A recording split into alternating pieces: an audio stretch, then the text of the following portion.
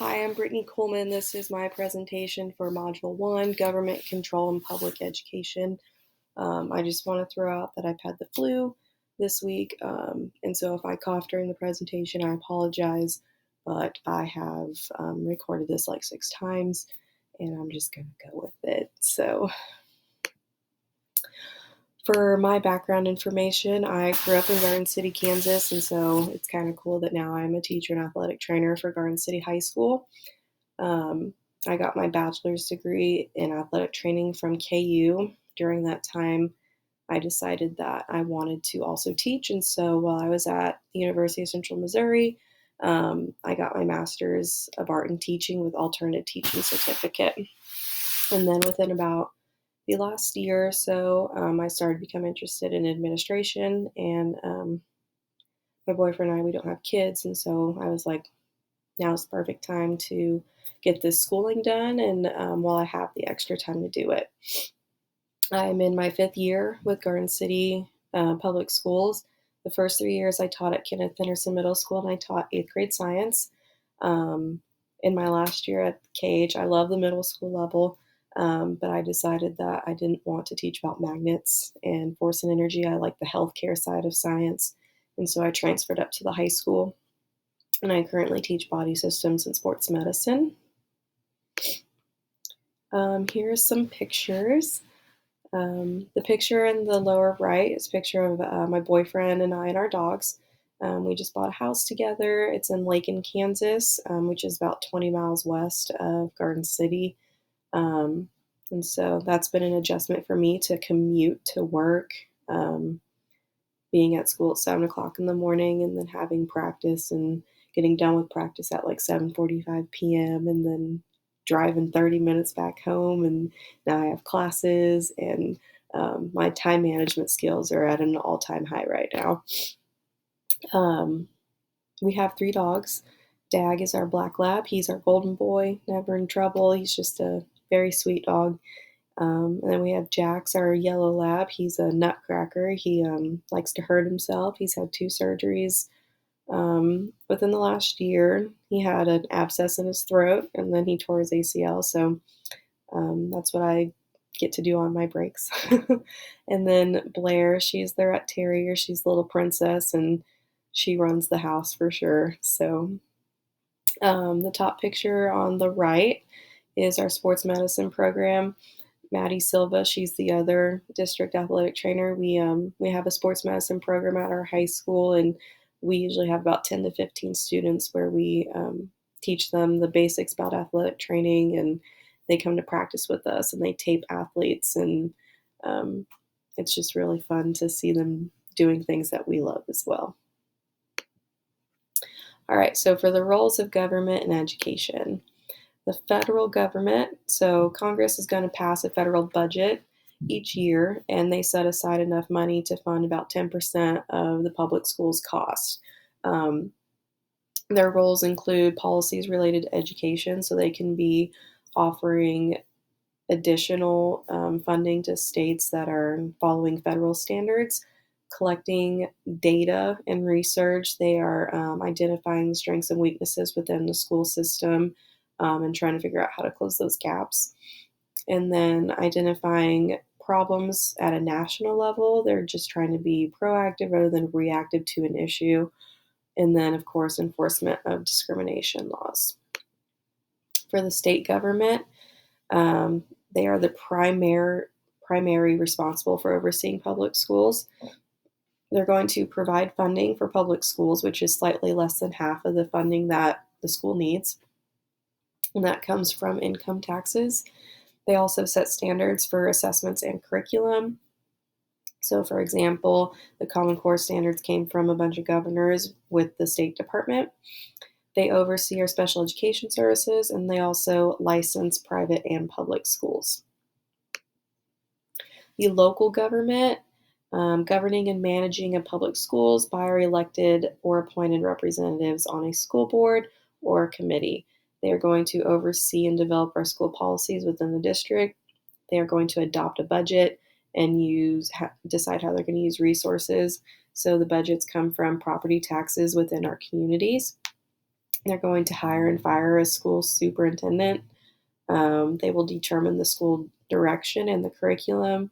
So, our district got a new superintendent this year, and we're focusing on literacy. And then they also help with hiring district staff.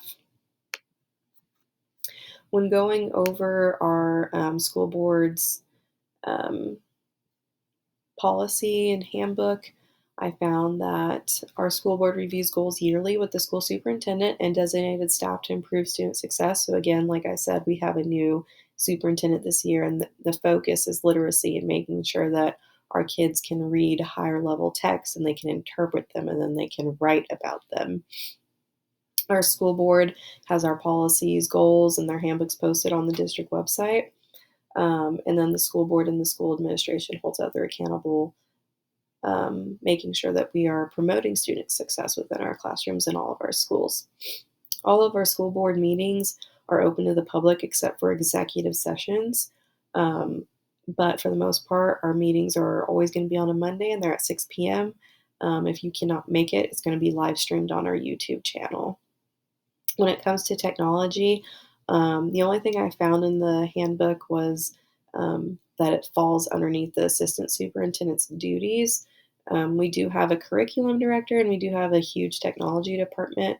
Our school district is one to one with iPads, and so technology is huge when it comes. I mean, we deal with technology every day, but I did not find anything specific about technology. Some of the things that they manage is our district budget, maintenance to our buildings, school safety, and then hiring and firing staff. And then our strategic plan, again, is student growth within literacy, our family engagement. Our high school is doing tons to promote engagement within the community. Um, our high school is academy based, so I'm personally in the Arts and Communications Academy, and we do a showcase where each classroom within that academy will bring out an activity and we'll show the community what we did. So last year I had my classes make board games over a body system. And then when we had our showcase and the community was in our school, they got to play those board games. And then again, school safety is always huge.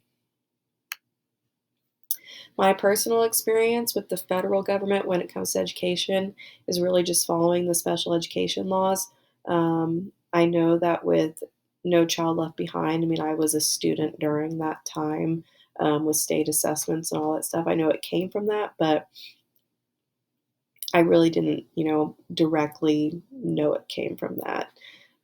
So really just the special education laws. State-wise, I mean, following state standards, I do give state assessments in my elective science classes. We test juniors, and then the licensing of becoming a teacher. And then locally, listening into board meetings, I usually don't get to make it to them just because of our practices, but I do either look over the board minutes or I'll watch it on YouTube, and then being a part of textbook adoptions. For the standard correlation, this assignment aligned with the standard operations and management by giving me a deeper understanding of how the three different levels of government affect the school system. Knowing the roles of each level of government will help me in the future as an administrator because I'll be able to understand where those laws and regulations are coming from. When it comes to the priority, I feel that the order of priority for management, communication, operating systems, and technology, they are all important, but I would say communication would be the top priority. Before we can change, we must communicate the need for a change. So informing staff and the community about the need for a change, and then we can enforce it through an operating system. We can develop and get that data to make our schools more equitable. After that would be management. So we've communicated that we need a change, we've implemented a change, and now we need to manage that change, and we can hold others accountable by managing. And then I feel that technology should just kind of be within all of those. Technology is going to help you with communicating, the operating, and managing the level of change that you would like to see within your schools. Relevancy. This assignment was relevant to my future as an administrator because before you can make informed decisions or try to make a change, you need to have an understanding on the governing of schools. This assignment improved my understanding of the three different levels of government because before, again, I knew very little about each role. And this assignment gave me the information about each branch of government and then reinforced it with examples to help deepen my understanding. And then lastly, for the reflection, after this assignment, I feel that I have a better understanding of the three branches of government and that I would be able to communicate those to others. I think this assignment will make me a better teacher by understanding where to advocate for change.